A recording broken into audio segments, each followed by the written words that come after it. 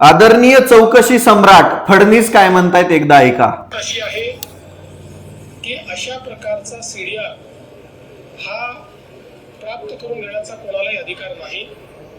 तो फक्त या ठिकाणी जी काही जांच एजन्सी आहे, जे तपास करतायत त्यांनाच तो अधिकार आहे. त्यामुळे असा हा सीडीआर कशा पद्धतीनं लीक झाला, तो कोणी लीक केला, या संदर्भातली चौकशी राज्य सरकार करेल. अजून एक चौकशी, हा सीडीआर नेमका आला कुठून याचीही चौकशी राज्य सरकार निश्चितपणे करेल. शिट यार, चाटणकर बाई त्यात नावं आलेल्या सगळ्यांना क्लीन चिट द्यायची होती, सीडीआरच लीक झाला. बरं, सीडीआर लीक झाला त्या दमानिया बाईवरती सगळेच आगपाकड करायला लागले. पक्षातले बी, विरोधी पक्षातले बी, सगळे सत्ताधारी विरोधी पक्ष सगळे मिळून सगळ्यांचं बाहेर आलं ना. काही म्हणा फडणवीस, तुमचं गृह खातं खरंच कमजोर आहे. सीडीआर लीक कसा झाला? तुमच्या तपास यंत्रणेमधल्याच कोणतरी फितूर झाला. म्हणजे तुमचा कुणा वचक आहे का? नाही. बरं, ही चौकशी करून करून करून नेमकं तुम्ही चौकशी करायला एवढी माणसं आणतात कुठून?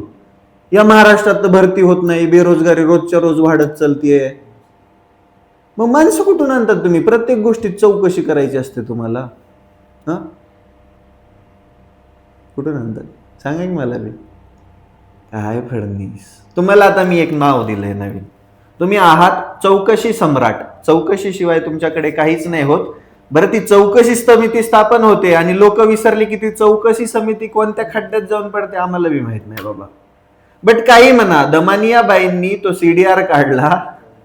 तो सीडीआर त्यांनी काढला आणि त्यात आली सगळ्या सर्वपक्षीय नेत्यांची नावं. मग सगळ्यांचाच जळफळाट झाला आणि म्हणे त्यांना सीडीआर कसं काय भेटला. त्यामध्ये खराच्या विरुद्ध जेवढे आवाज उठवत होते ते बी म्हणले की कसं काय सीडीआर भेटला. अरे भेटू द्या ना, समजू द्या. असं बी जनतेला सत्य काही समजणार नाहीये. मग वेगळ्या मार्गाने समजत असेल तर समजायलाच पाहिजे. पण एक गोष्ट मात्र नक्की आहे, चौकशी सम्राटांच्या राज्यामध्ये काहीच ठीक होणार नाही. चौकशी लागणार, लोक विसरलं की संपणार. आणि याच्यामध्ये एकच गोष्ट आहे, सीडीआर लीक होऊ नये ना, ते क्लीन चिट देता येणार नाही ना, म्हणून आता चौकशी होणार आहे. पण काही अडचण नाही, तुम्ही करा चौकशी, आम्ही बी चौकशी करू कसं काय सीडीआर आला ते. बरं, त्या सीडीआर मध्ये कोण कोण होतं ते बी आलंय. लय लय वेळा बोलले गेले ओ गुलू गुलू गुलू गुलू गुलू गुलू. आपले राज्यकर्ते लय भारी इथं. खरात बाबा टेबल टॉप चॅम्पियन. धन्यवाद, काळजी घ्या.